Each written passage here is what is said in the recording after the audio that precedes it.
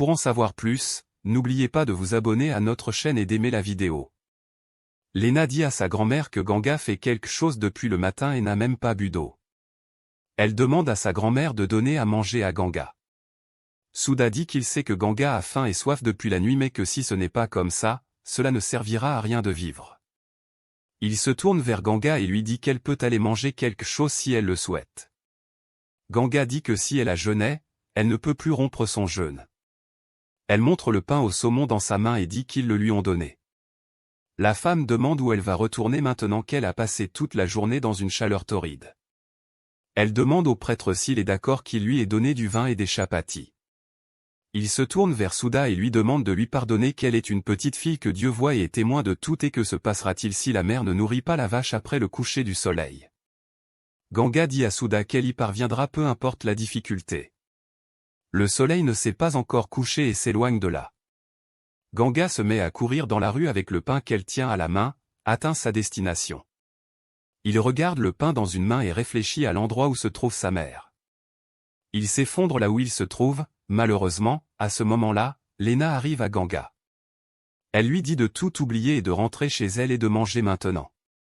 Ganga secoue la tête et dit qu'elle a toujours voulu les battre au collant ou au cricket car elle lui a toujours dit qu'il ne pouvait pas faire une telle chose. Lena dit que ce n'est pas le cas et qu'elle veut juste l'aider. Il demande s'il aurait pu partir ou qu'est-il arrivé à l'autre, a-t-il trouvé la même vache et l'a-t-il nourrie.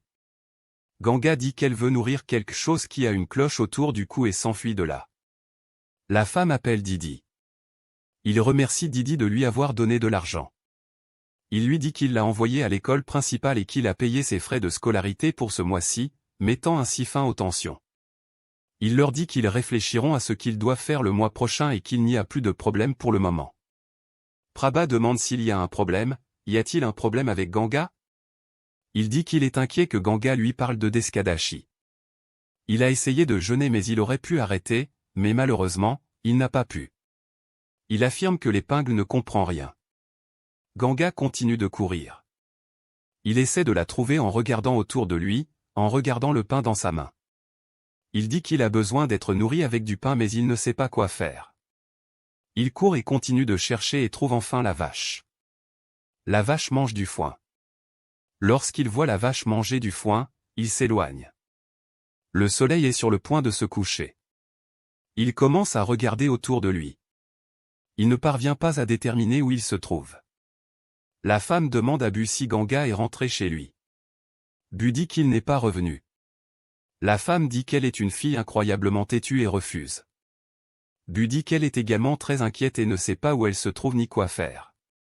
Il demande avec inquiétude s'il doit appeler le père d'eux.